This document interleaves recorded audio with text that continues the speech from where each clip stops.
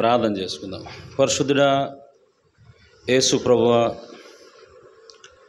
దయాళుడా, కృపా సమృద్ధి గలవాడ,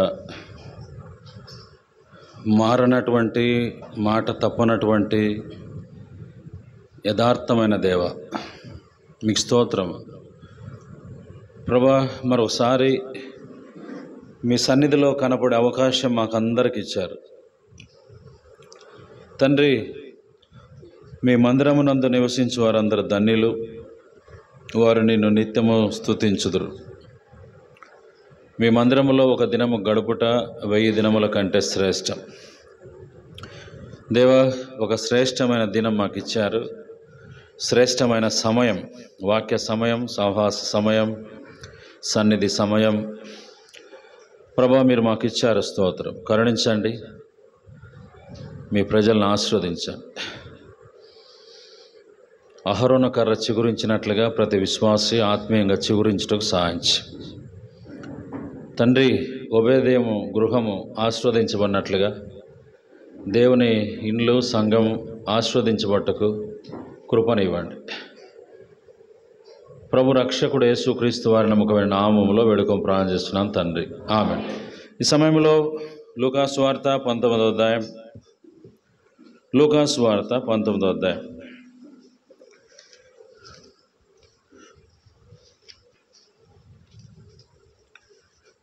అధ్యాయం 1వ వచనం నుండి 8వ వచనం వరకు చదువుదాం. లూకాసు వార్త 19వ అధ్యాయం 1వ వచనం నుండి 8వ వచనం వరకు. ఆయన సంచరించుచు యెరికో పట్టణంలో ప్రవేశించను. సుంకపు గుత్తాదారుడు ధనవంతుడైన జక్కయ్య అను పేరు గల ఒకడు యేసు ఎవడని చూడగోరెను గాని పొట్టివాడైనందున జనులు గుంపుగూడి ఉండుట వలన చూడలేకపోయాను. అప్పుడు యేసు ఆ త్రోవను రానే ఉండను గనక అతను ముందుగా పరిగెత్తి ఆయనను చూచుటకు ఒక మేడి చెట్టు ఎక్కాను.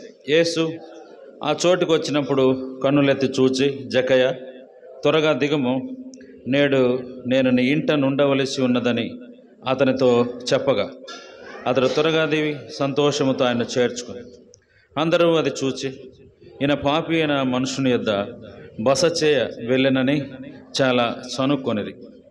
జక్కయ్య నిలబడి, ఇదిగో ప్రభువా, నా ఆస్తిలో సగం బీదలకు ఇచ్చున్నాను.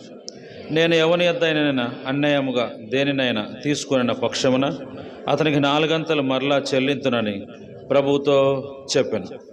దేవుడు ఈ దివ్యలేఖన భాగములను ఆశీర్వదించునుగాక. మనకు తెలుసు ఈ వాక్య భాగం కాబట్టి జక్కయ్య ప్రభు నమ్ముకున్న విధానం మనం ఎరుగుదము. ప్రభు జక్కయ్యను దర్శించిన విధానం మనం ఎరుగుదము. కాబట్టి జక్కయ్య ప్రభుతో మాట్లాడుతూ వచ్చారు. జక్కయ్య, యేసు ప్రభు వారు జక్కయ్యను పిలుస్తూ వచ్చారు. జక్కయ్య, నేడు నేను నీ ఇంట ఉండవలసి ఉన్నది అని ప్రభు జక్కయ్యతో మాట్లాడుతూ వచ్చారు. కాబట్టి మొదట ప్రభువే మాట్లాడాడు, తర్వాత జక్కయ్య మాట్లాడుతూ వచ్చాడు. ప్రభు మొదట ఏమని మాట్లాడాడు అంటే, మనం గమనిస్తూ వచ్చినప్పుడు త్వరగా దిగి నా యొద్దకు రమ్మని ప్రభువు జక్కయ్యతో మాట్లాడుతూ ఉన్నాడు. వాస్తవానికి జక్కయ్యకు ప్రభుకు సంబంధం లేదు. అంటే జక్కయ్య మరి ఎవరో సంబంధం లేదు. అయితే జక్కయ్య కూడా యేసు ప్రభు వారు ఎవరో తెలియదు. ప్రభువును ఎరగని ఒక వ్యక్తిగా, ప్రభువును తెలుసుకోలేనటువంటి ఒక వ్యక్తిగా తాను ఉన్నాడు. కాబట్టి మనం గమనిస్తూ వస్తే అందుకనే ప్రభు ఆ మార్గంలో రానై ఉండి ఆ చోటుకు వచ్చి, ఆ స్థలానికి వచ్చి, జక్కయ్య ఉన్న స్థలానికి వచ్చి తల ఎత్తి పైకి చూచి ఇప్పుడు జక్కయ్యతో ప్రభు మాట్లాడుతున్నాడు. ఎంతోమంది ఉన్నారు, వాళ్ళతో ప్రభు మాట్లాడటం లేదు. చాలామంది గుంపులు గుంపులుగా వచ్చారు. అయితే వారు ఎవరితో కూడా ప్రభు మాట్లాడలేదు. వారితో ప్రభుకు అవసరం లేదు. కాబట్టి వారితో మాట్లాడి టైం వేస్టే. ఏం కారణం అంటే వాళ్ళు అతిశయంతో ఉన్నారు. అంటే మేము పాపాత్ములు కాదన్న అభిప్రాయం వాళ్ళకు ఉంది. మేము నీతిమంతులము అన్న అభిప్రాయం వాళ్ళు కలిగి ఉన్నారు. అందుకనే ప్రభువు ఏమన్నారు? దేవుని వాక్యంలో రాయబడుతూ వచ్చింది, రోగులకు వైద్యుడు అవసరం, నేను పాపులనే పిలువచ్చి కానీ నీతిమంతులను పిలువరాలేదు అని ప్రభు చెప్పాడు. పాపులనే పిలువచ్చి నీతిమంతులను పిలువరాలే. కాబట్టి ప్రభు జక్కయ్యనే ఎందుకు పిలిచాడు? జక్కయ్య పాపి కాబట్టి జక్కయ్యను మాత్రమే పిలిచాడు. జక్కయ్య తెలుసు నేను ఒక పాపాత్ముడను అని జక్కయ్యకు తెలుసు. జక్కయ్య పిలువబడుతున్నాడు, నీవు పాపి పాపి అని జక్కయ్య పిలువబడుతున్నాడు.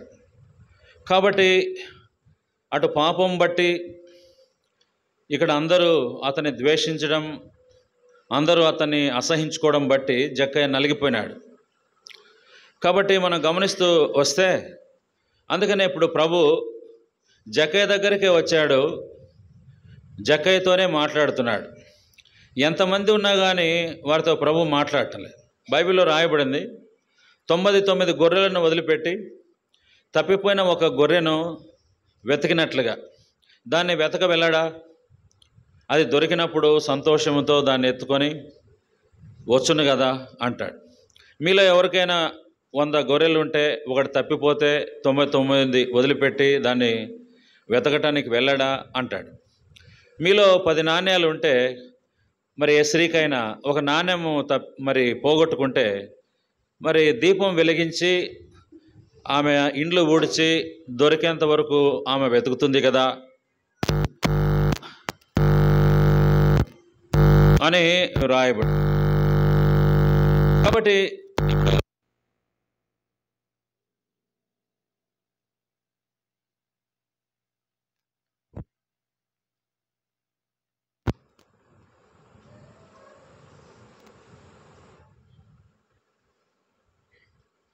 మీరేమో తలూపుతారు, మళ్ళీ గిర్ర అంటది, మళ్ళీ నాకు కోపం వస్తుంది.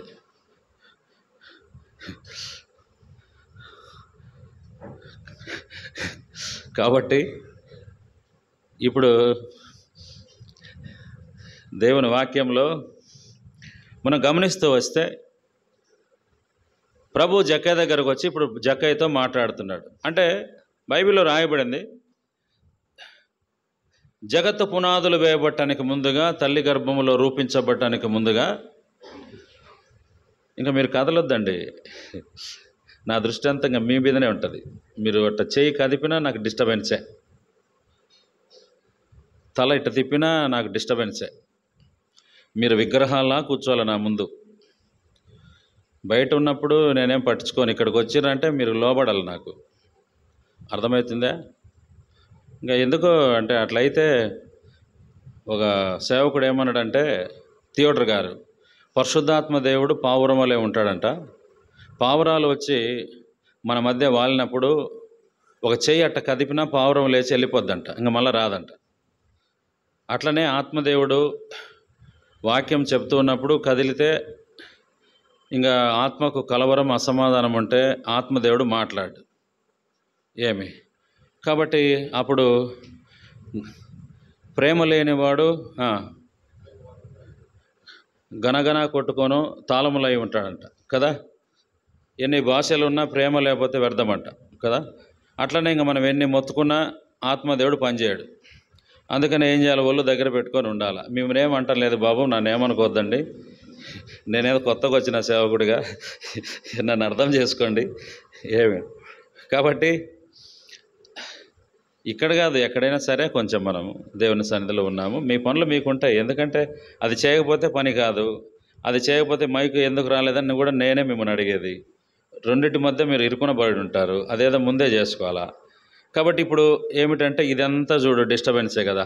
పోతా ఉన్న బండి ఆగిపోయింది, ఇప్పుడు మళ్ళీ రూట్లోకి రావాలంటే ఇంకా నేనే తేవాలా. నాకు కష్టం, అది నాకు మతిమరుపు ఎక్కువ. మీరేమో జ్ఞానులు, మేమేమో ఇక్కడ ఉన్నోళ్ళము అజ్ఞానులు, మతిమరుపు ఉంటుంది. ఒకసారి అటు తప్పిపోతే రూటు మళ్ళా వెనక్కి రావటానికి చాలా టైం పడుతుంది. అర్థమైందా? కాబట్టి ఇప్పుడు ఏంటి, తల్లి గర్భంలో రూపించబట్టడానికి ముందుగా, జగత్తు పునాదులు వేయబట్టడానికి ముందుగా నేను మిమ్మల్ని ఏర్పరచుకున్నా అంటాడు కదా. అంటే ఇప్పుడు మనం గమనిస్తే జక్కయ్యను దేవుడు తన ఏర్పాట్లో ఉంచుకున్నాడు. ప్రత్యేకించి ఆ మనస్సునే దృష్టి పెట్టాడు.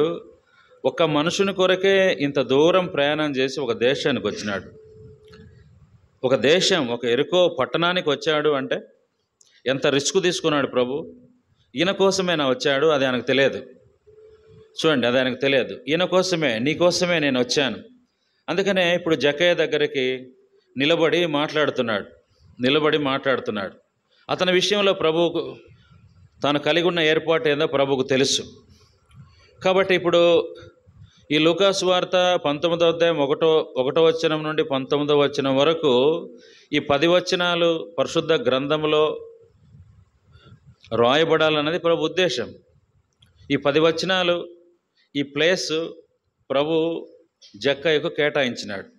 ఈ 10 వచనాలు చదువుకొని ఎంతమంది రక్షించబడ్డారో, ఈ 10 వచనాలు చదువుకొని ఎంతమంది మార్పు చెందినారో, ఈ 10 వచనాలు చదువుకొని ఎంతమందిలో అంతరంగంలో కార్యం జరిగిందో, ఈ 10 వచనంలోకి ఉన్న ప్రాముఖ్యత ఎంత విలువైనదో. అందుకనే ఇప్పుడు ప్రభు జక్కయ్య దగ్గరికి వచ్చాడు, మాట్లాడుతున్నాడు. కాబట్టి మొదట పేరు పెట్టి పిలిచాడు. అప్పటికే ఆయన మరి తల తిరిగిపోయింది. అట్లే నా పేరు ఈయనకు ఏం తెలుసు, చూశారా? కాబట్టి ఇప్పుడు ఎన్నో విధాలుగా ప్రభు జక్కయ్యతో దర్శించి మాట్లాడి ఇప్పుడు సంధిస్తూ ఉన్నాడు. సరే, అంతా అయిపోయింది. నేడు నేను నీ ఇంట ఉండాలి అని ప్రభు చెప్పినప్పుడు అతడు త్వరగా దిగి సంతోషముగా ఆయనను తన ఇంట చేర్చుకున్నాను అని రాయబడింది. సంతోషంతో ప్రభువును చేర్చుకున్నాడు. సరే, ఇంతవరకు బాగానే ఉంది. అయితే ఇక్కడ ఏం రాయబడిందంట? 7వ వచనం చదవండి. అందరూ అది చూచి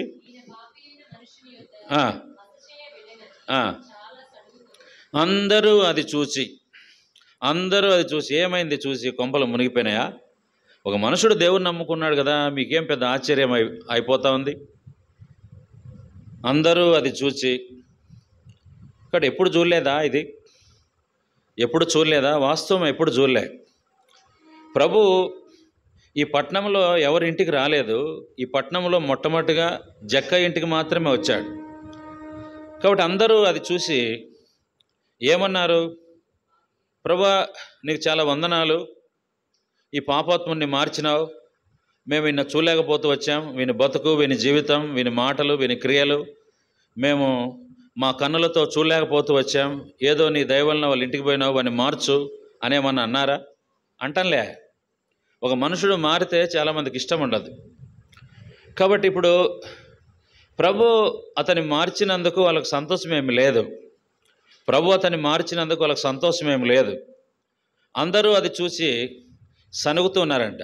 చూడండి, నువ్వు ప్రభు దగ్గరికి రావడం ద్వారా నిన్ను బట్టి వాళ్ళకేం సంతోషం ఉండదు. కాబట్టి నిన్ను బట్టి నీ బంధువులకు, నిన్ను బట్టి నీ గ్రామస్తులకు, నిన్ను బట్టి మన జాతి వారికి, మన భాష వారికి, మన తెగకేం సంతోషమే ఉండదు.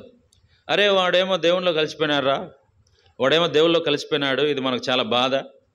కాబట్టి ఈయన ఊర్లో ఉండి వెళ్ళగొట్టండి. వీడు ఊర్లో ఉండకూడదు, మన మధ్య ఉండకూడదు, మన ఇండ్ల మధ్య ఉండకూడదు, మన వీధిలో తిరగకూడదు, ఇతన్ని బయటికి పంపించేద్దాం. కాబట్టి ఇతడేమో దేవుని నమ్ముకున్నాడు, అందుకనే నమ్ముకున్నాడు. వాళ్ళ ఇంట్లోకి వాళ్ళు ఇల్లు వచ్చిపోతూ ఉన్నారు. ఎవరు వస్తున్నారయ్యా? ఎవరు వస్తున్నారు? దేవుని బిడ్డలు వస్తున్నారు. దేవుని బిడ్డలు ఎవరు వస్తున్నారు అంటే, మనం గమనిస్తూ వస్తే ఎవరు దేవుని నమ్ముకుంటారో వాళ్ళు ఇంటికి వస్తారు. ఎవరు దేవుని నమ్ముకుంటే వాళ్ళు ఇంటికి వస్తారు. అయ్యా, ఈ కాలేజీలో ప్రిన్సిపాల్ మీ ఇంటికి వస్తే బాగానే ఉంది. ఈ కాలేజీలో బెల్లు కొట్టేవాడు కూడా మీ ఇంటికి వస్తున్నాడే, వాచ్మెన్ కూడా మీ ఇంటికి వస్తున్నాడే. మరి కాలేజీలో మనం గమనిస్తే మరి చిన్న పని చేసుకునేవాడు తోటమాలి కూడా మీ ఇంటికి వస్తున్నాడా? అవును. నేను తాను సమానమైపోయినాం. ఎప్పుడు నేను దేవుని నమ్ముకున్నానో మేమందరం సమానమే. కాబట్టి నల్లని తెల్లని భేదము లేదు, ధనికుడు దరిద్రుడని భేదం లేదు. చూసినారా? కాబట్టి ఏం భేదం లేదు. కాబట్టి అందుకని దేవుని నమ్ముకున్నాము అందరము. అందుకే ఇప్పుడు మనం సమానులము. యూదుడని గ్రీకు దేశస్థుడని భేదం లేదంట. మధ్యపు గోడను ఆయన ఏం చేశాడు? పడద్రోశాడు. ఉభయులను ఆయన ఏకం చేశాడు. మనం ఉభయులం. ఇప్పుడు ఆయన ఈ మధ్యపు గోడను పడగొట్టి ఆయన ఏకం చేసినాడంట. ఇప్పుడు భేదం లేదు. ఒకప్పుడు గోవిందరెడ్డి అని ప్రభు నమ్ముకున్నాడు. కాబట్టి రాయచోట్లో గోవిందరెడ్డి పెద్ద సేవకుడు భక్సింగ్ గారితో కలిసి పనిచేసినాడు ఆయన. వాళ్ళ పిల్లలందరూ దేవుని నమ్ముకున్నారు. David Reddy, Joseph Reddy, Solomon Reddy, Eliya Reddy, కాబట్టి విజయ్ కుమార్ రెడ్డి, వీళ్ళంతా కూడా దేవుని నమ్ముకున్నారు. మనోహర్ రెడ్డి, వీళ్ళంతా దేవుని నమ్ముకున్నారు. సరే, దేవుని నమ్ముకోవటానికి ముందు రాజా బతికినాడు. అయితే దేవుని నమ్ముకున్నాక ఏమైంది అంటే, వాళ్ళ తల్లిదండ్రులే ఆయనకు భోజనం ఎక్కడ పెట్టినారంట అంటే, గుర్రాలు కట్టేసే స్థలంలో, శాలలో, అక్కడ గుర్రాలు ఆ పెంట వేసే స్థలంలో, రొచ్చులో ఆయనకు ఇస్తరాకు వేసి అక్కడ భోజనం పెట్టినారంట. ఏమి కారణం? నువ్వెందుకయ్యా వాళ్ళని నమ్ముకున్నావు, ఆ దేవుని నమ్ముకున్నావు? ఇంతవరకు బాగున్నావు కదా, ఒక రెడ్డిగా ఉన్నావు, మా మధ్య రెడ్ల మధ్య రెడ్డిగా ఉన్నావు చూడండి. అయితే ఇప్పుడు దేవుని నమ్ముకున్నావు, మాకన్నా తక్కువైపోయినావు, అందుకనే నీకు భోజనం ఎక్కడ పెడతాం తెలుసా?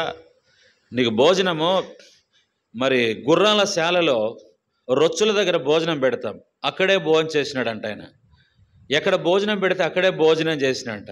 ఎంత తృణీకరించినా సహించినాడంట, ఓర్చుకున్నాడంట, వాళ్ళ కొరకు ప్రార్థన చేసినాడంట. భక్సింగ్ గారిని వాళ్ళ పట్టణానికి, వాళ్ళ గ్రామానికి పిలిపించినట్ట, సువార్త చేసినారంట భక్సింగ్ గారితో కలిసి. చూడండి. కాబట్టి ఇప్పుడు ఏమైంది? ఆయన బట్టి వాళ్ళ బంధువులందరూ రక్షించబడ్డారు. ఆ మందిరంలో, మిస్పా అనే ప్రార్థనా మందిరంలో, అది అక్కడంతా కూడా వాళ్ళ బంధువుల సంఘమేది, వాళ్ళ బంధువుల సంఘమంతా 500 మంది ఉంటారు. వాళ్ళందరూ ప్రభువు నమ్ముకున్నారు. ఎవరిని బట్టి ప్రభువు నమ్ముకున్నారు అంటే, గోవిందరెడ్డి అన్నను బట్టి దేవుని నమ్ముకున్నారు. చూసినారా? కాబట్టి ఆయనకు 12 మంది దాదాపుగా పిల్లలైతే ఎవరిని ప్రభు వదలలేదు. ప్రతి ఒక్క వ్యక్తిని దేవుడు ఉన్నతమైన స్థానంలో ప్రభు పెడుతూ వచ్చాడు. చూసినారా?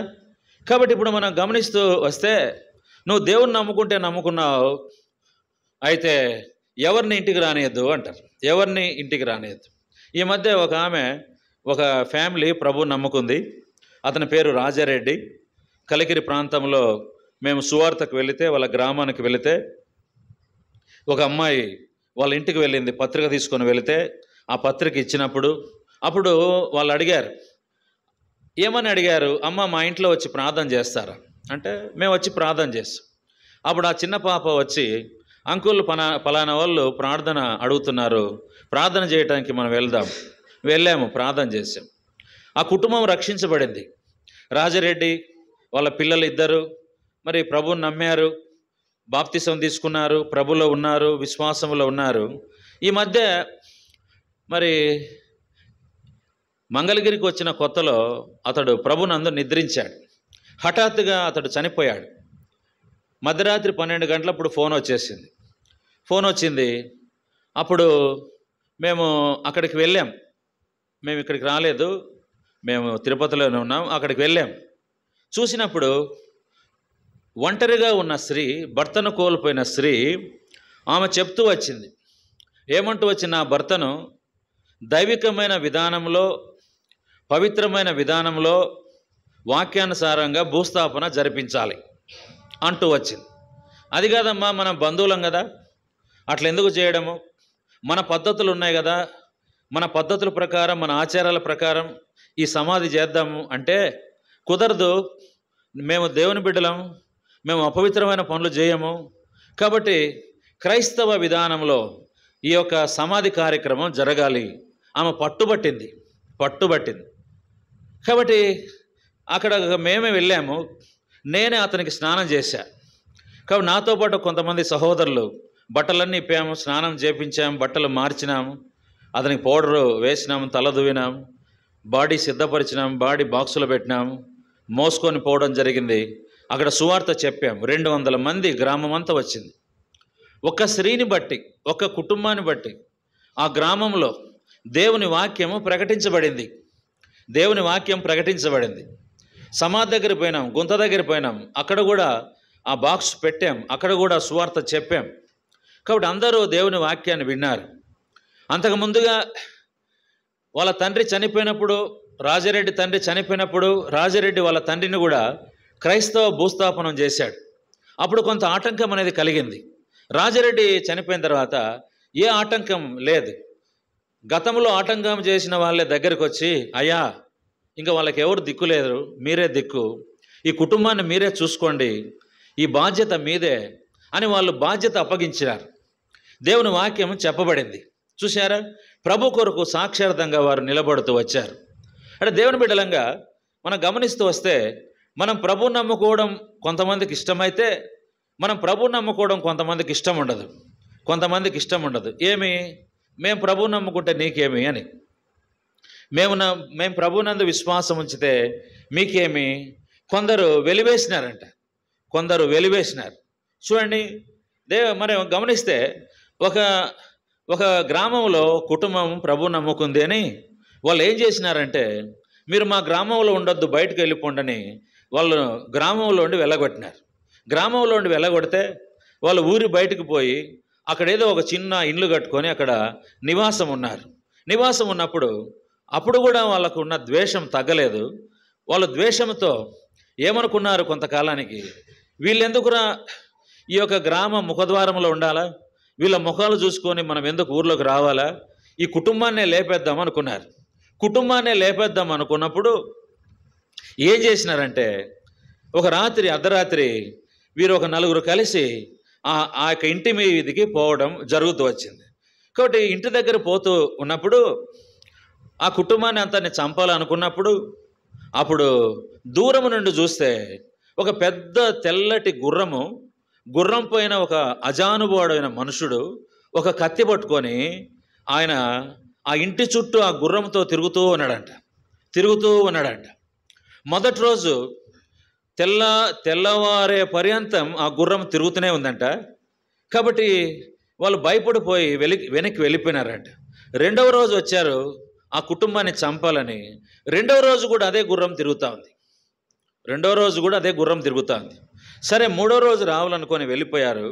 మూడవ దినం అప్పుడు వాళ్ళు అడిగినారంట, పగట్లో వాళ్ళను కబురు పెట్టి, మీ ఇంటి చుట్టూ ఏదో ఒక పెద్ద గుర్రం తిరుగుతుంది, తెల్లటి గుర్రం, పొడవాటి గుర్రం, దానిపైన బలిష్ఠుడైన ఒక మనుషుడు ఉన్నాడు కత్తి పట్టుకొని, మీ ఇంటి చుట్టూ తిరుగుతున్నాడు, ఎవరు అంటే వాళ్ళు చెప్పినారంట, తిరిగేది ఎవరో మాకు తెలియదు కానీ మేము రాత్రి అంతా ప్రార్థన చేస్తున్నాం అని వాళ్ళు చెప్పినారంట.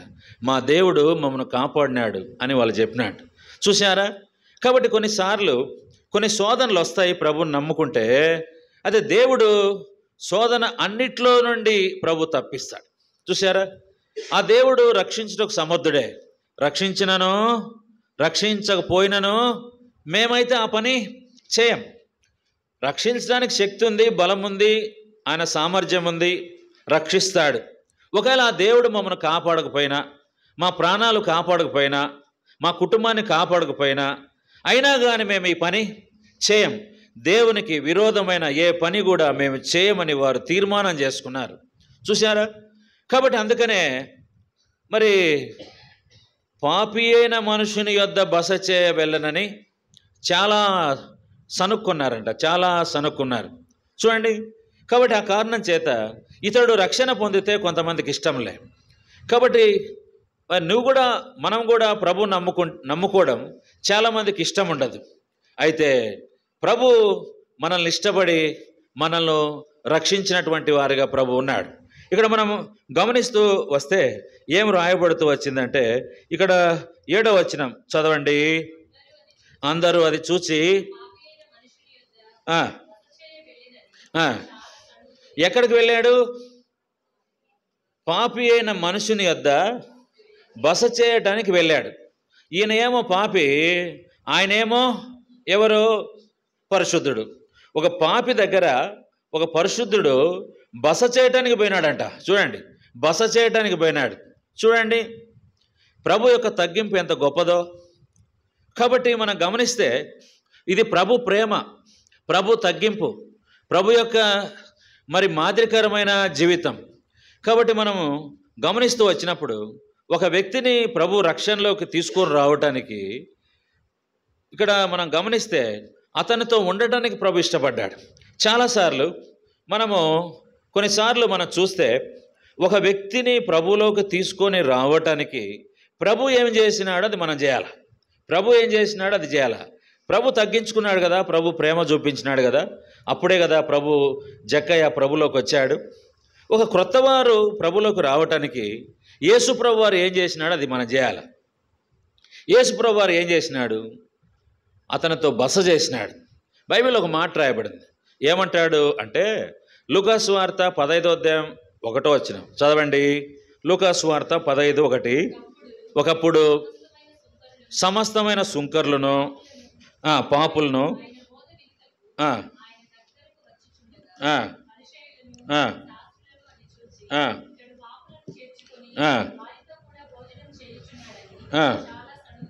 కాబట్టి ఇక్కడ దేవుని వాక్యంలో రాయబడింది, ఇతడు పాపులను చేర్చుకొని వారితో కూడా భోజనం చేయుచున్నాడని సనుక్కున్నారంట. పాపులను చేర్చుకున్నాడు, వాళ్ళతో భోజనం చేయుచున్నాడు అని సనుగు చూసినారా? అంటే పాపులను చేర్చుకోవడం, పాపులతో కలిసి భోజనం చేయడం ప్రభు ఉద్దేశం ఏంటి అని. ప్రభు ఉద్దేశం ఏంటి? అసలు ఏ ఉద్దేశంతో వాళ్ళని చేర్చుకున్నావు? ఏ ఉద్దేశంతో వాళ్ళతో కలిసి భోంచేస్తున్నావు? చూడండి, దేవుని వాక్యంలో మరి రాయబడుతూ వచ్చింది. ఏమంటాడు? 4 చెంగులు పట్టిన చతుష్పాద జంతువులు కలిగిన ఒక దుప్పటి ఆకాశం నుండి క్రిందికి వచ్చిందంట. అప్పుడు దేవుడు ఏమన్నాడు? వీటన్నిటిని చంపుకొని తిను అంటే, అప్పుడు పేతురు ఏమన్నాడు? ప్రభా, నిషిద్ధమైనది ఎప్పుడు కూడా నేను తినలేదు అంటాడు. నిషిద్ధమైనది ఎప్పుడు నేను తినలేదు అంటాడు. అంటే ఆయన యూదుడుగా మాట్లాడుతున్నాడు. యూద ఆచారములను ఆధారం చేసుకొని మాట్లాడుతున్నాడు. కాబట్టి ప్రభువు నమ్ముకున్నావు కదా, నీ ఆచారం ఏంది? నీ కులం ఏంది? అంటే నీవు యూదుడు అంటే సమరయులను చేర్చుకోవా? పాపులను చేర్చుకోవా? సుంకర్లను చేర్చుకోవా? అట్లా మాట్లాడుతున్నాడు. నేను దీన్ని తినను, అపవిత్రమైనది నేను ముట్టను అంటాడు. అప్పుడు ప్రభు ఏమన్నాడు? ఏ మనుషుడు నిషేధింపబడినవాడు కాదు. అంటే ప్రతి మనుషుడు రక్షణ పొందాలి, అది ప్రభు ఉద్దేశం. కాబట్టి ఇప్పుడు ప్రభు ఏం చేసినాడు అంటే, పాపులను చేర్చుకున్నాడు, వారితో కలిసి భోజనం చేసినాడు. నాకు తెలిసిన ఒక సిస్టర్ ఉంది, ఆమె ప్రభు నమ్ముకుంది. ఏదైనా ఒక గ్రామానికి సువార్తకు వెళ్ళి ఆ గ్రామంలో భోజనం పెడితే ఆమె ఏం చేస్తుందంటే వాళ్ళు పెట్టిన చికెన్ తిందు ఏం చేస్తుంది? చిన్నగా పక్కగా దోస్తుంది. చిన్న పక్కగా దోసి ఒక కుప్ప పెట్టి ఏం చేస్తుందంట? కుప్ప తీసి పక్కన వాళ్ళకేసి రసం పోపించుకొని రసం మాత్రమే తిని, కొంచెం అన్నం పెట్టుకొని కొంచెమే తిని, అందరూ తింటున్నప్పుడు వాళ్ళ కొరకు మరి వేచి ఉండి రెండు ముద్దలు తింటూ, వాళ్ళు తినేంత వరకు కొంచెమే తింటూ టైం పాస్ చేస్తూ వస్తుంది. ఏం ఉద్దేశం ఏంటి? వీళ్ళు చేసిన భోజనం నేనేంటి తినేది అని. వీళ్ళు పెట్టే భోజనం నేనేంటి తినేది? మేము ఎక్కువ కదా, వీళ్ళు తక్కువ కదా, వీళ్ళు పల్లె వాళ్ళు కదా. ఈ పల్లె భోజనం, ఈ మోటు వాళ్ళు చేసిన భోజనం, తెలిసి తెలియని వాళ్ళు చేసిన భోజనం నేనెందుకు తినాలన్నది ఆ ఉద్దేశం. చూసినారా? కాబట్టి ఇప్పుడు ఏమి అంటే, ఒకవేళ వాళ్ళు ప్రత్యేకించి కనిపెట్టి చూస్తే, అది దీర్ఘంగా చూస్తే అది తేటగా కనపడుతుంది. మేము గమనించినాం ఎందుకు ఇట్లా జరుగుతుంది, ఎందుకు ఇట్లా చేస్తుంది అంటే, తానేందో తాను గొప్పగా ఎంచుకొని ప్రభు బిడ్డలు తక్కువని ఆమె ఉద్దేశం. కాబట్టి ఇక్కడ ఎవరు ఎక్కువ కాదు, ఎవరు తక్కువ కాదు, అందరూ సమానమే. అందుకని భక్సింగ్ గారు ఏం చేసినాడు? కుర్చీలన్నీ ఎత్తేసినారు. మీరు అందరు కింద కూర్చోండి అన్నాడు. చాపలేయండి, కింద కూర్చోండి. మరి కుర్చీలు ఎందుకు వేసినారు? ఇంకా కుర్చీ లేకపోతే వాళ్ళకి నడుము లేవు, వాళ్ళు ఏడ కూర్చుంటారు? కాళ్ళు నొప్పులు, నడుము నొప్పులు. ఇంకా ప్రకాశాన్ని ఏడ కూర్చుంటాడు కదా? కింద కూర్చోన్నా అంటే నెక్స్ట్ సువార్తకు రాడు. ఇంకా క్యాషే ఉండదు, పాట ఉండదు. నూతొక్కి నుండి ఆయన వచ్చినాడు పంచగట్టుకొని. ఇప్పుడు కింద కూర్చోన్నా అంటే, ఏం బ్రదరు, నేను నడుములు లేవు కదా, వయసు పెద్దోడు కదా, 70 ఏళ్ళు కదా, కింద ఎక్కడ కూర్చోవాలా? అందుకే మీకోసం కుర్చీలు వేసినాం. కుర్చీలు వేసినాం. కాబట్టి ఇప్పుడు ఏంటి, అందరూ సమానమే, అందరు కింద కూర్చోండి. ఒకవైపు ఏమో డిఎస్పి ఉంటాడు, ఒకవైపు ఏమో సెక్యూరిటీ గార్డ్ ఉంటాడు. ఆయా నువ్వు కింద కూర్చో, ఆయన కింద కూర్చుంటాడు.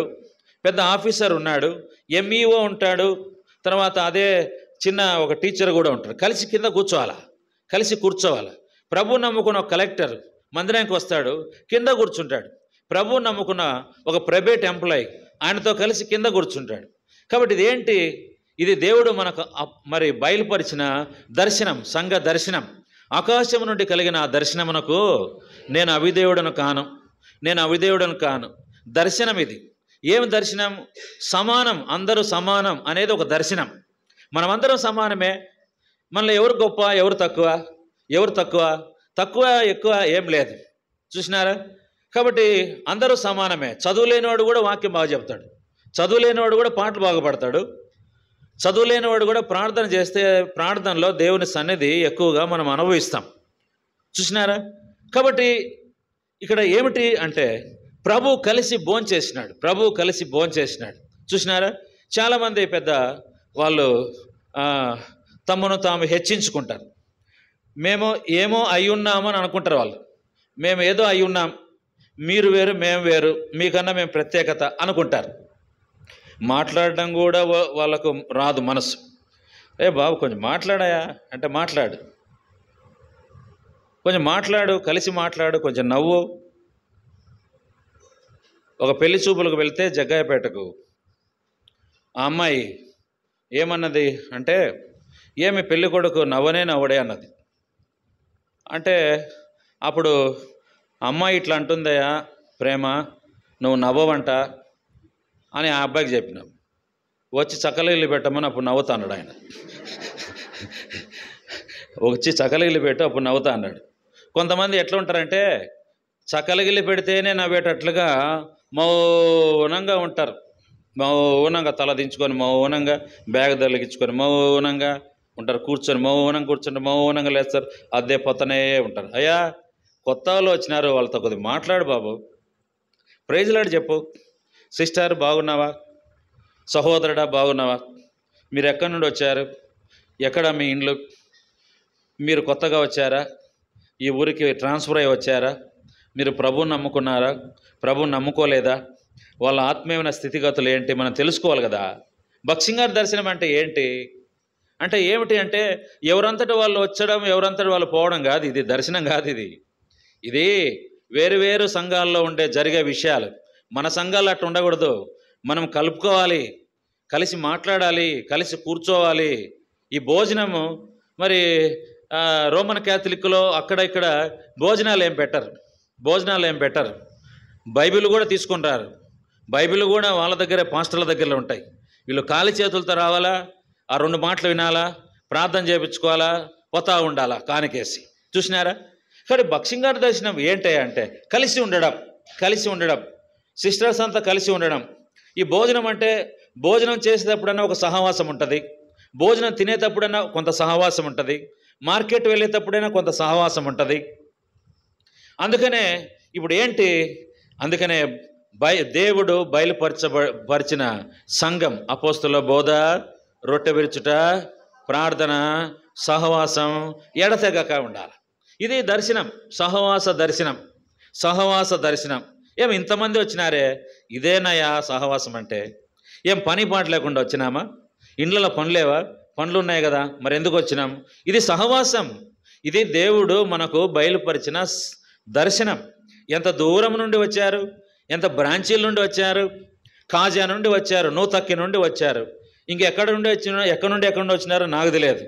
కొంతమంది ఇంత దూరం నుండి వచ్చారే. ఏమిటి ఇది? సహవాసము. కాబట్టి మనం గమనిస్తూ వస్తే మనం కలిసి ఉండాలి. ఇది ఒక దర్శనం. కలుపుకోవాలా ఒక దర్శనం, వాళ్ళ దగ్గరికి వెళ్ళాలా ఒక దర్శనం, వాళ్ళతో మాట్లాడాలా, సంగతులు తెలుసుకోవాలా, ఒక దర్శనం, సంగతులు తెలుసుకోవాలా. చూసినారా? కాబట్టి ఇది దేవుడు భక్సింగారికి బయలుపరిచాడు. అందుకని ఇక్కడ మనం గమనిస్తే ఏమి జరుగుతూ వచ్చింది అంటే ప్రభు సుంకర్లతో కూర్చొని కలిసి చేర్చుకొని భోజనం చేస్తున్నాడు. భోజనం చేస్తున్నాడు. చూడండి, ఒక సంఘంలో, అనంతపురం అనే సంఘంలో ఒక వ్యక్తి మరి తాను ఒక చేపలు పట్టుకునేటువంటి వృత్తి కలిగిన వాడు.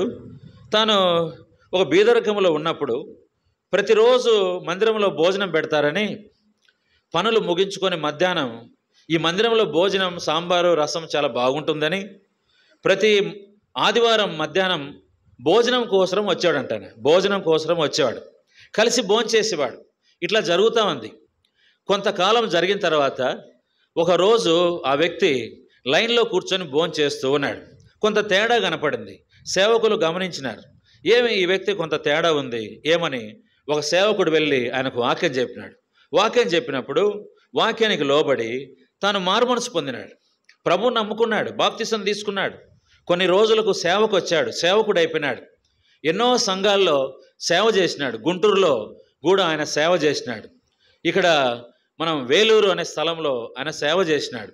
ఎన్నో హిందూపురం అనే స్థలంలో తను సేవ చేసినాడు. రాయచోట్ అనే స్థలంలో సేవ చేసినాడు. ఏమిటి? భోజనం సహవాసం. భోజన సహవాసంలో ప్రభు నమ్ముకోవడం చూసినారా. అందుకని ఇప్పుడు ఏమిటి అంటే, మనము కొన్నిసార్లు కొంతమందిని రండి భోంచేయండి, వచ్చి భోంచేయండి, కనీసం భోజన సహవాసం పిలవాలి. మనం ఎవరైనా పిలవాలి, రండి మాతో వచ్చి కలిసి భోంచేయండి, దేవుని మందిరంలో భోంచేయండి. ఆ దినాల్లో, భక్ష్యంగారి దినాల్లో మందిరం భోజనము ఇది దేవుని భోజనం అని వచ్చి తినేవాళ్ళంటది. దేవుని భోజనం చూడండి, హెబ్రోన్లో భోజనము ఇది దేవుని భోజనం అని అందరూ వచ్చి భోంచేసేవాళ్ళంట. చూడండి, భోజనం కొరకు వచ్చి ప్రభువుని నమ్ముకున్న వాళ్ళు చాలామంది ఉన్నారు. మనమేమంటాం, ఏమి భోజనానికి వచ్చినావా అంటాం. మనం ఏం భోజనానికి వచ్చినాం, ఏమి నీ సొమ్ము పెడుతున్నావాడా, నీ సొమ్ము పెడుతున్నావా, నీ జోబుల డబ్బులు తీసి కందిపప్పు కొన్నావా, బియ్యం కొన్నావా, నూనె కొన్నావా, ఏమి కూరగాయలు కొన్నావా, నీ సొమ్మ ఇది, నువ్వెందుకు ఆయన తృణీకరిస్తున్నావు? ఇది దేవుని మందిరము, దేవుని భోజనము. కాబట్టి దేవుని బిడ్డల ప్రయాస, దేవుని బిడ్డల దశంభాగాలు. కాబట్టి అన్ని జనులకు పెడితే వాళ్ళు తిని ప్రభువుని నమ్ముకుంటారు కదా. ఇది దేవుడు మనకు బయలుపరిచిన దర్శనం, సంఘం కదా. ఇది ఒక పరిచర్య కదా. కాబట్టి ఇప్పుడు ఈ భోజన పరిచర్య, దాని ద్వారా ప్రభులోకి వచ్చిన వాళ్ళు చాలామంది ఉన్నారు చూడండి. అందుకనే హెబ్రోన్లో అంత భోజనం తింటే చాలు. కాబట్టి యూత్ మీటింగ్ వెళితే వాళ్ళు కొంచెం భోజనం పెడతారు, కొంచెం సాంబార్ వేస్తారు, ఒక గంట సాంబార్. అదేమో సరిపోదు, అదేమో టేస్ట్గా ఉంటుంది, దాని స్మెల్ ఏమో భయంకరమైన మధురంగా ఉంటుంది, ఇంకా కొంచెం తినాలని అనిపిస్తుంది. వాళ్ళేమో సాంబార్ వేయరు, అన్నం మళ్ళీ పెట్టరు. ఒకసారి గంప వస్తే మళ్ళీ వెనక్కి రాదు, ఒకసారి బకెట్ వస్తే మళ్ళీ పోతే వెనక్కి రాదు. పరిస్థితి చాలా కఠినం ఉంటుంది. అన్నమేమో ఆకలేస్తుంది, వాళ్ళేమో భోజనం పెట్టరు. ఇప్పుడు ఏం చేయాలి? ఇదంతా కుదరదులేని ఆడ ప్లేట్ పెట్టి నేనే సర్వింగ్కి వెళ్ళిపోయి గంప భుజాన్ని వేసుకొని అందరికి భోజనం పెట్టి అంతా అయిపోయిన తర్వాత అప్పుడు సర్వింగ్ బ్యాచ్తో కలిసి భోజనం కూర్చున్నా. అప్పుడు కడుపు నిండా భోంచేసిన.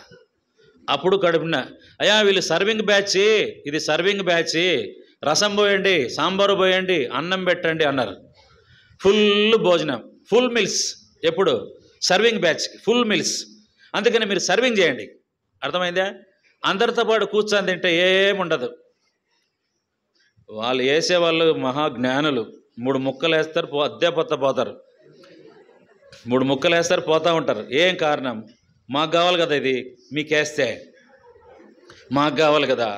అందుకనే అమ్మా బంధువులందరూ ఒకవైపు కూర్చోండి, అత్త, మామ, కోడలు, మరదలు అందరూ కూర్చోండి, మీకు సపరేట్.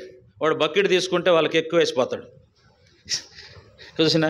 కాబట్టి ఇప్పుడు ఏమంటే, నా ఉద్దేశం ఏంటంటే, భోజన సహవాసంలో ప్రభువుని నమ్ముకున్న వారు చాలామంది ఉన్నారు.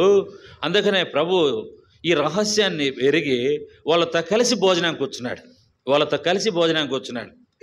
వాళ్ళు భోజనం చేస్తూ ఉన్నప్పుడు వాళ్ళ పద్ధతి వేరు కదా, వాళ్ళు కూర్చునే విధానం వేరు కదా. అయినా ప్రభు చూస్తూ ఏం చేసి ఉంటాడు? నవ్వుకొని ఉంటాడు, ప్రేమగా చూసి ఉంటాడు ప్రభు. అరే వీళ్ళకి తెలియదయ్యా, ఒక పాపి తినే విధానం, భోజనం తినే విధానం వేరుగా ఉంటుంది. చూస్తూ ప్రభు నచ్చినా నచ్చకపోయినా ఏం చేస్తాడు? ఒక చిన్న పిల్లవాడు కింద పడి మరి మళ్ళా లేచి అంటది, ఒక తల్లి ఎంత కింద పడ్డ ప్రేమతో చూస్తుందో అలాంటి ప్రేమ మనసుతో ఒక పాపి భోజనం చేస్తున్నప్పుడు ప్రభు ఇష్టంతో ప్రేమతో చూస్తూ, ఒకవేళ మరి తల నెరిమినట్లుగా చూస్తూ వాళ్ళతో కలిసి భోంచేసినాడు. వాళ్ళతో కలిసి భోంచేయడమే వాళ్ళ మనసు మారిపోయిందే. చూడండి, వాళ్ళ మనసు మారిపోయింది. కలిసి కూర్చోవడం ద్వారా మనసు మారిపోద్ది. బైబిల్లో ఆయన ఏమంటాడు, నేను యూదులకు యూదుల వంటి వాడను, హెల్లేనీయులకు హెల్లేనీయుల వంటి వాడను అంటాడు. నేను అందరికీ అన్ని విధముల వంటి వాడను అంటాడు పౌలు. అంటే అర్థం ఏంటి? ధనవంతులు వస్తే కుర్చీలో కూర్చున్నాడు, బీదోలు వస్తే వాళ్ళతో కలిసి సమానంగా కింద కూర్చున్నాడు. వీళ్ళకు తెలియదు, వీళ్ళు లేయన్నా పైన కూర్చోన్నా, లేయన్నా కుర్చీలో కూర్చోన్నా అంటే వాళ్ళు లేయరు. వాళ్ళకి సిగ్గు ఎక్కువ, వాళ్ళకి మొహమాటకం ఎక్కువ. చదువు లేని వాళ్ళకు మొహమాటకం ఎక్కువ. లేయన్నా పైన కూర్చో, లేయి పైన కూర్చో అంటే వద్దులే వద్దులే వద్దులే అని కిందే కూర్చుంటారు. సర్లే నేనే కింద కూర్చుంటాని మనమే వాళ్ళతో కూర్చొని సహవాసం ఉండాలి. సహవాసం ఉన్నప్పుడు మన ప్రేమ సహవాసంలో వాళ్ళు మన ప్రేమలో పడిపోతారు. ప్రేమల పడ్డాను నేను, ప్రేమల పడ్డాను నా యేసు ప్రభువు. రాదా పాట? ఇవన్నీ మీకు ఎందుకు వస్తాయిలే. ఆ పాట ఉంది కదా, సతీష్ గారి పాట. ఆయనదేనా? ఎవరిది? అనిల్ కుమార్ కదా. కాబట్టి యేసు ప్రభు ప్రేమలో పడిపోయినారు కొంతమంది. యేసు ప్రభు ప్రేమలో పడిపోయినారు. ఇంకొక ఆమె పాట పాడింది, ఆమె పేరు ప్రసన్న బోల్డ్. ఆమె పాట పాడింది, నా స్టైలు మారింది, నా నడక మారింది అని ఆమె కూడా సరే ఆమె విధానంలో ఆమెను యేసు ప్రభు ఒక ప్రేమికులాగా ఆమె పాడింది. ఈయన కూడా ఇట్లా పాడినాడు. వాస్తవమే, ప్రభు ప్రేమలో మనం పడిపోయినాం. ప్రభు ప్రేమలో మనం పడిపోయినాం. చూసినారా, కొన్నిసార్లు డిగ్రీలు చూసి పెళ్లి చేసుకుంటారు కదా. డిగ్రీలు చూసి పెళ్లి చేసుకుంటాం. యేసుప్రభు డిగ్రీలు ఎన్నున్నాయి? యేసుప్రభు డిగ్రీలు ఎన్నున్నాయి? బైబిల్లో ఏం రాయబడింది? ఆయన మనము వర్తమాన భూత భవిష్యత్తు కాలమునకు దేవుడు, ఆయన చనిపోయి తిరిగి లేచిన దేవుడు, అపరంజి వంటి పాదములు కలిగిన దేవుడు, సూర్యబింబం వంటి ముఖం కలిగిన దేవుడు, సముద్రపు ఘోష వంటి స్వరం కలిగిన ప్రభువు, అగ్ని జ్వాలల వంటి నేత్రం కలిగిన ప్రభువు, మరణం యొక్కయు పాతాళం లోకపు యొక్కయు తాళపు చెవులు కలిగిన ప్రభువు. ఇవన్నీ ప్రభు డిగ్రీలు. ఇవన్నీ కూడా ప్రభు డిగ్రీ. పేరుకు ముందుగా ఇవన్నీ డిగ్రీలు ఉన్నాయి. ఇన్ని డిగ్రీలు కలిగిన ప్రభువు ఏమి తెలియని ఒక మోటు రకములను మనం ఏం చేస్తున్నాడు? ఆయన ప్రపోజ్ చేసినాడు. నిన్ను పెళ్లి చేసుకుంటా అని. ఒరే నాకేముందా బాబు, చదువులే సందలే, నాకేముంది, ఒక పాపాత్ముడను. లేదు, ఇన్ని డిగ్రీలు కలిగి ఉన్న ప్రభు ఏమన్నాడు? దేవుడు లోకమును ఎంతో ప్రేమించను కాగా ఆయన తన అద్వితీయ కుమారుడిగా పుట్టినవాని యందు విశ్వాసం ఉంచి ప్రతివాడు నశింపక నిత్య జీవం పొందినట్లుగా ఆయన మన కొరకు అనుగ్రహించబడిన. చూడండి, ఆయన మనకు ప్రపోజ్ చేసి మనతో ఉండి మనతో కలిసి భోజనం చేసి మనల్ని ఆకర్షించుకొని ప్రభు మనల్ని రక్షణలోకి నడిపించాడు.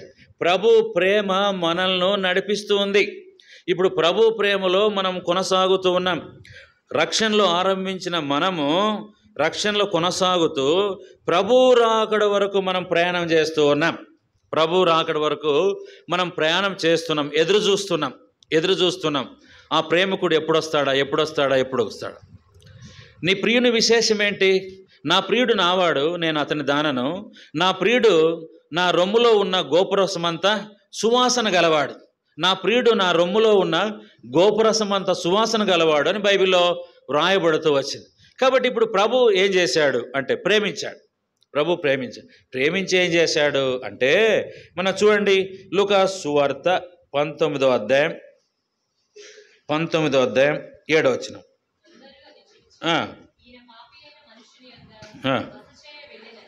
బస చేయ వెళ్ళాం. బస ఎందుకు పోయినాడు యేసుప్రభు వారు? బస చేయటానికి పోయినాడట. ఏదో అట్లా వెళ్ళి రావడానికి పోలా యేసుప్రభు. ఏదో అట్లా విజిటింగ్ చేద్దాంలే అని పోలే యేసుప్రభు. అట్లా ముఖం చూసి వద్దామని పోలే యేసుప్రభు. ఎట్లున్నారో చూసి వద్దాములే అని పోలే యేసుప్రభు.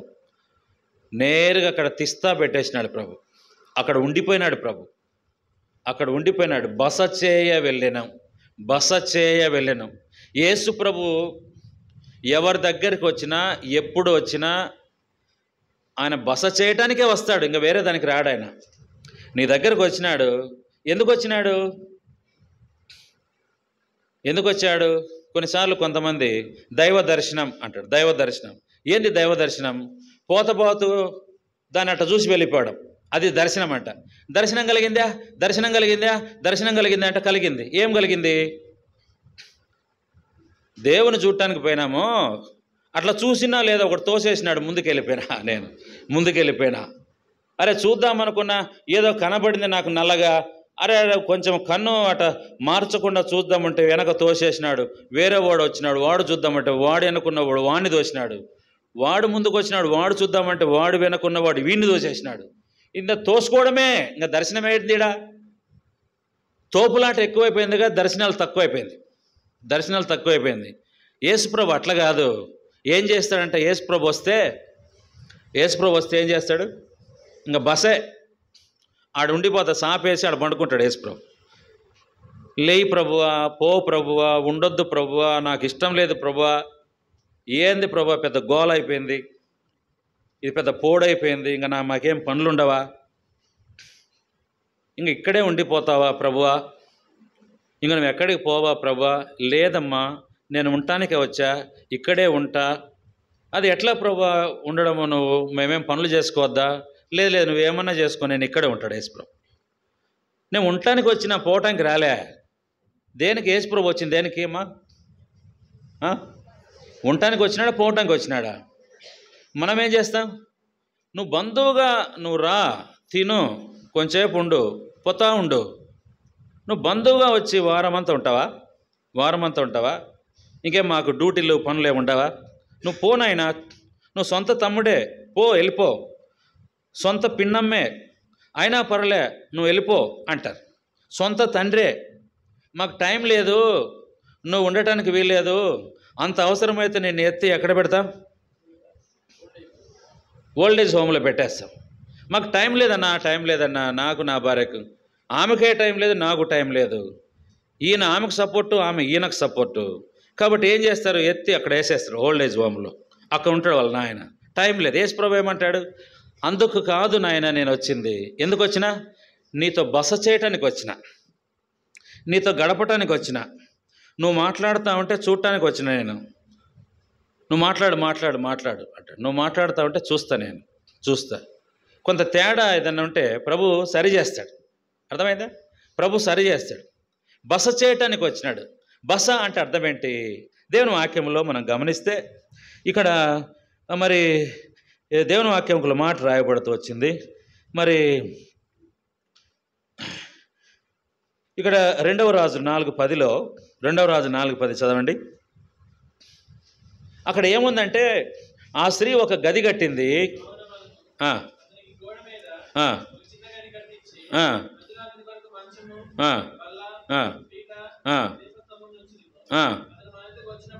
అతడు మన యొద్దకు వచ్చినప్పుడల్లా అందులో బస చేయవచ్చును. ఎలీషా గురించి రాయబడింది. ఒక షూనేమీయురాలు అతనికి ఒక గది సిద్ధం చేసింది. బల్ల, దీపము, పీట, మంచము అంతా కూడా సిద్ధం చేసింది. నువ్వు ఎప్పుడొచ్చినా ఇక్కడ బస చేయి అంటుంది. ఇక్కడ బస చేయి, నువ్వు ఉండాలా, నువ్వు మాతో ఉండాలా, నువ్వు మాతో గడపాలా కొంత సమయం, కొన్ని రోజులు. ఎప్పుడొచ్చినా నీ ఇష్టం, ఎన్ని రోజులు ఉంటే అన్ని రోజులు ఉండు. మా ఉద్దేశం ఏంటంటే, నీవు ప్రవక్త కదా, నువ్వు మాతో బస చేయాలా. అర్థమవుతుందా? కాబట్టి మాతో ఉంటే మాకు ఆశీర్వాదం. అందుకనే ఏమంటున్నారు వాళ్ళు అంటే, దేవుని వాక్యంలో, అయ్యా మాకు స్థలం ఇరుకుగా ఉంది, మేము యోర్దానుకు వెళ్ళి మ్రానులు నరుక్కొని వచ్చి మేము ఇండ్లు కట్టుకుంటాము అన్నప్పుడు, సరే వెళ్ళండి అంటే, వాళ్ళు ఏమన్నారు? నీవు కూడా మాతో రావాలా అంటే అర్థం ఏంటి? మేము వెళ్తున్నప్పుడు మాతో ఉండాలి, నువ్వు మాతో కలిసి ఉండాలా, మాతో కలిసి నడవాలా. కాబట్టి నీ వాతావరణంలో మేము నివసించాలి. మేమేదో విడవబడినట్లుగా, ఒంటరిగా ఉన్నట్లుగా, మాకు మేమే వెళ్తున్నట్లుగా కనపడితే అది మాకు ప్రమాదం. కాబట్టి మేము ఒకళ్ళ ఆధీనంలో ఉండాలి, నీ ఆధీనంలో ఉండాలి, నువ్వు మాతో ఉండాలి. నువ్వు రా, మాతో బస చేయి, మాతో ఉండు, మేము ఉన్నప్పుడు, మేము పని చేస్తున్నప్పుడు, మేము నడుస్తూ ఉన్నప్పుడు మాతో నువ్వు ఉండాలి. కాబట్టి కోరుకున్నారు శిష్యులు. కొన్నిసార్లు కొంతమంది ఇంకా నువ్వు వెళ్ళన్నా అంటారు. అయిపోయింది కదా, ఇంకా నువ్వు వెళ్ళనా, ప్రార్థన చేయన్నా అంటే అర్థమేమి? అనవు ప్రార్థన చేయి అంటే తొందరగా పోని. అన్నం తిన్నావు కదా, ఇంకేం పని, ప్రార్థన చేసి పోతా ఉండు అని అర్థం. పోతా ఉండు, ప్రార్థన చేయన్నా, ఇంకా ప్రార్థన చేసుకుంటాం. అమ్మ చాపై అందరూ రండి, ప్రార్థన బోలో యేసు మసీకి అంటే అన్నీ ఆపండి, ఇప్పుడు ప్రార్థన చేసి అన్న వెళ్ళిపోతాడు ఇంటికి. అది కాదు, బోలో యేసు మసీకి ఏమండు దేవుడు, ఏమి అక్కడ ఉండిపోతాడు. నువ్వు మాతో ఉంటే మంచిది. అందుకని బస చేయ వెళ్ళాను సనుకొండ్రి. చూసినారా, బస అంటే కలిసి ఉండడం అంటే సహవాసం. ప్రభు ఆ వ్యక్తితో కలిసి ఉండడం అనేది సహవాసం. ఈ సహవాసం అనే పదం ఇప్పుడు చెప్తే టైం లేదు, 7 పాయింట్లు ఉన్నాయి, 8:30 అయింది. అర్థమైందా? ఇప్పుడు చెప్పడానికి వీలు కాదు. దేవుడి మాటలను దీవించునుగాక. ప్రార్థన చేసుకుందాం.